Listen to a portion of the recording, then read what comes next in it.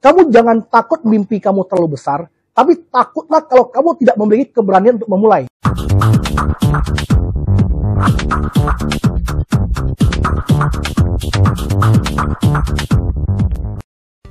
Seiko Manito, pengusaha muda asal Singkawang, Kalimantan Barat, adalah founder sekaligus CEO, perusahaan startup, PT Topindo Solusi Komunika atau Topindoku, yang berhasil membawa bisnisnya menjadi perusahaan terbuka, dengan melakukan IPO di Bursa Efek Indonesia.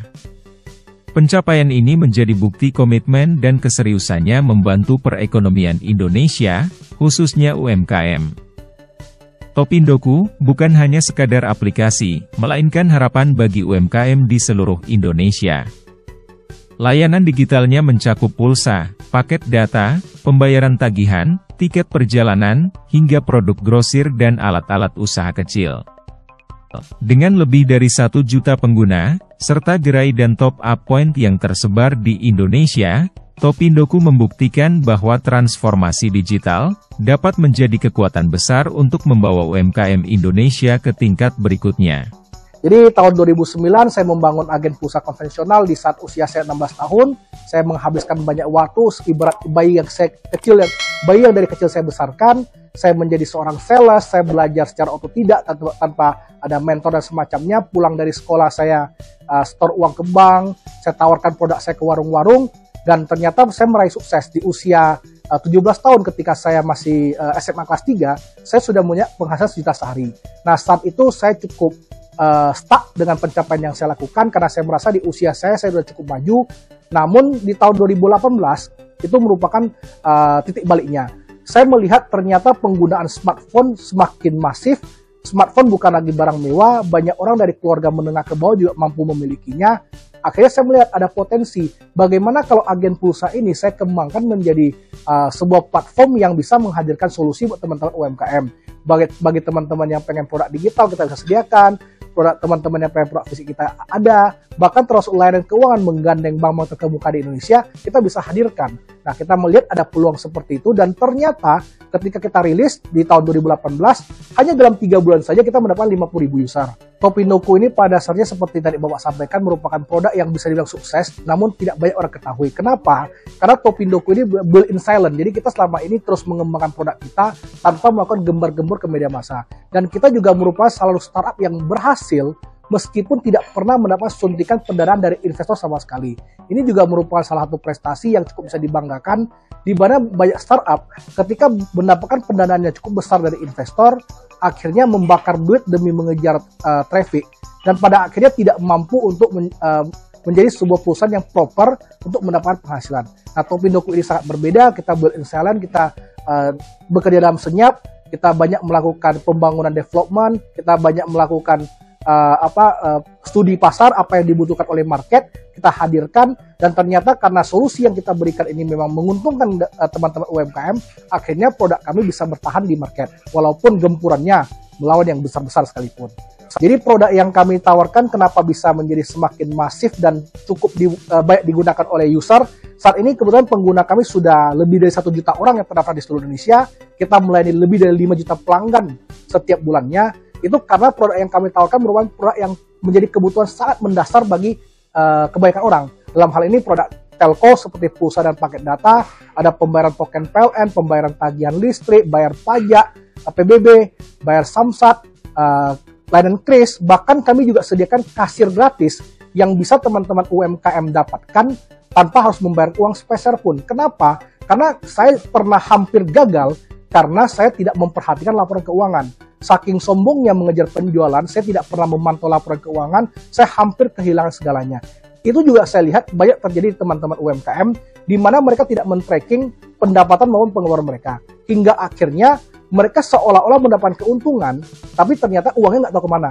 Ini yang banyak terjadi di teman-teman UMKM. Makanya kami hadirkan kasir gratis ini untuk menjadi semacam kontribusi nyata kami kepada teman-teman UMKM, supaya mereka bisa mulai merapikan keuangan yang mereka miliki. Nah, itulah memang banyak orang lupa bahwa sebuah startup dibangun dengan basis teknologi. akhirnya banyak orang berpikir untuk mendistribusikan produk tersebut harus menggunakan full teknologi, yaitu digital marketing. Memang untuk case tertentu itu cukup efektif karena dengan SEO secara gratis ataupun mungkin iklan Google Ads dan semacamnya, itu bisa menjangkau banyak orang dengan cost yang sangat kecil. Namun orang lupa bahwa ketika target market kita adalah orang-orang yang mungkin tidak terlalu paham teknologi, kita membutuhkan waktu untuk melakukan edukasi kepada mereka. Kita membutuhkan waktu untuk benar-benar menjumpai mereka, menyampaikan ini loh keunggulan produk saya, ini loh yang bisa teman-teman lakukan dengan produk ini, dan ini loh sumber penghasilan yang bisa teman-teman manfaatkan dengan menggunakan website Topindoku. Maka dari itu, di Topindoku sendiri, selain menggunakan digital marketing untuk campaign kami, untuk menggunakan produk kami juga menggunakan konsep canvassing. Jadi kami memiliki sales yang benar-benar turun ke daerah masing-masing. Mengawali tahun 2024, Topindoku melantai di Bursa Efek Indonesia dengan IPO.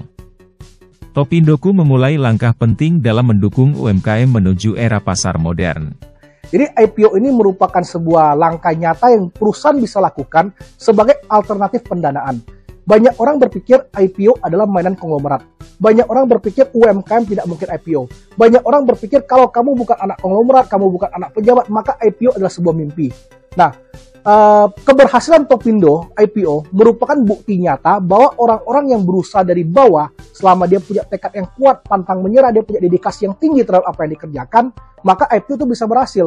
Nah, dengan IPO, maka saya bisa mendapatkan pendanaan yang memadai, saya mendapatkan publikasi, saya mendapatkan tax benefit sehingga membayar pajak lebih murah, dan saya juga mendapatkan perusahaan ini akan diawasi oleh publik. Yang awalnya sebuah perusahaan keluarga, bisa saja mungkin saudara kita fraud dan semacamnya. Dengan menjadi perusahaan publik, maka orang-orang bisa melihat bagaimana kinerja keuangan Topindo, bagaimana manajemennya segala macam. Jadi ketika ada yang melakukan fraud dan semacamnya, pasti akan ada yang jewer, ada yang tegur, baik itu investor maupun regulator. Makanya IPO menjadi sebuah langkah yang sangat-sangat strategis bahkan bagi UMKM sekalipun untuk dilakukan sebagai alternatif pendanaan. Jadi pertama kali saya mengenal IPO ketika saya mendapatkan informasi atau seminar di tahun 2019. Jadi dari teman-teman Bursa Efek Indonesia datang ke Singkawang membuat seminar. Di situ terperciklah asa saya untuk menjadi perusahaan TBK. Di situ saya mendapatkan informasi bahwa ternyata sekarang ada namanya papan akselerasi yang memudahkan bahkan perusahaan kecil sekalipun untuk listing. Nah, di situ saya mulai cari informasi. Akhirnya saya memutuskan ke Jakarta untuk mengetuk pintu ke sekuritas lain untuk mengetahui bagaimana informasi lebih lanjut tentang IPO. Nah, sayangnya karena perusahaan untuk seperti yang teman-teman ketahui, listing itu bukan hal yang mudah.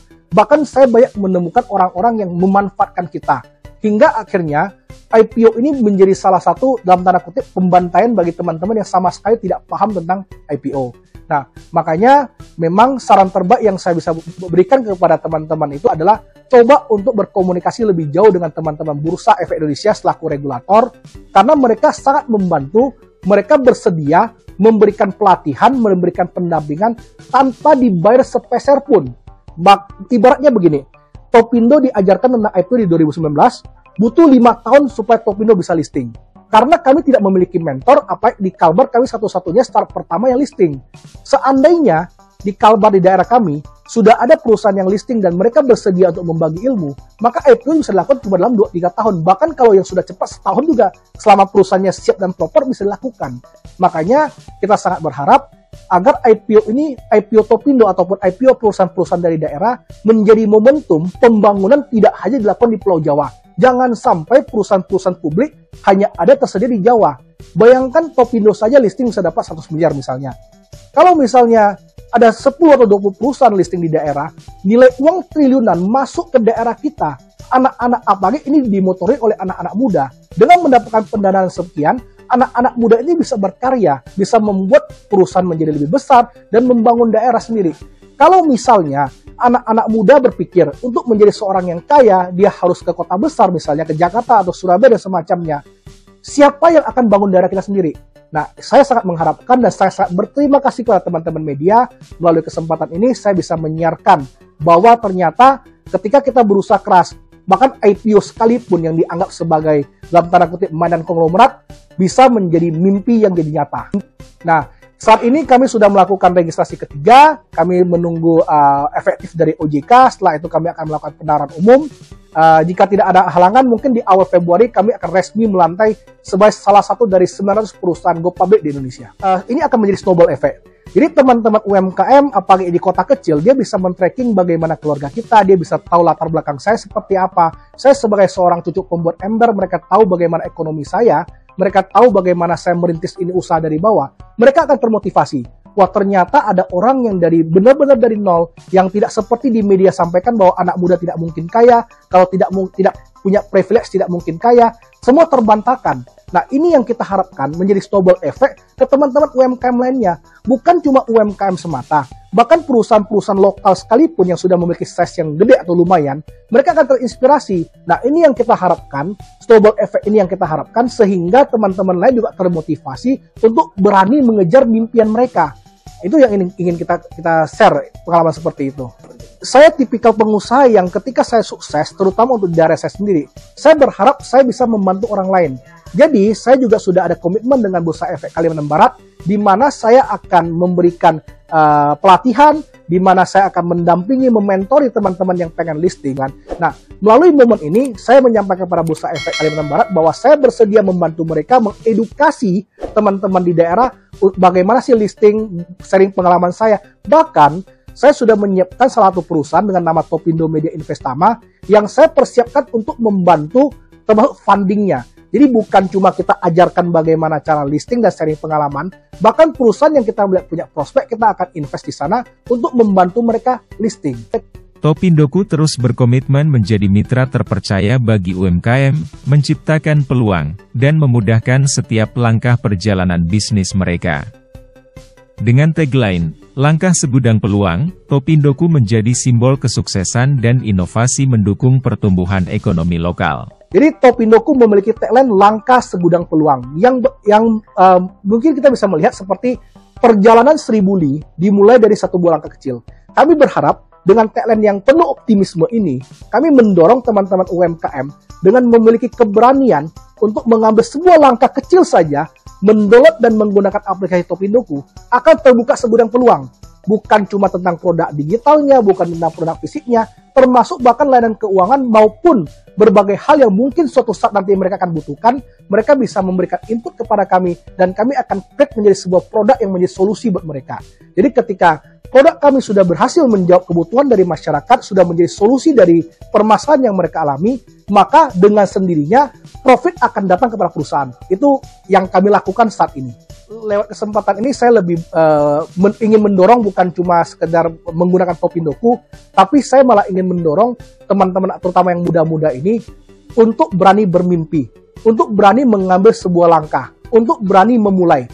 Yang kamu jangan takut mimpi kamu terlalu besar, tapi takutlah kalau kamu tidak memiliki keberanian untuk memulai. Jadi melalui kesempatan ini saya pengen menunjukkan bahwa segala hal itu mungkin selama kamu benar-benar ingin memperjuangkan itu dan memiliki tekad pantang menyerah. Bukan cuma sekedar khayalan semata, tapi akan menjadi nyata.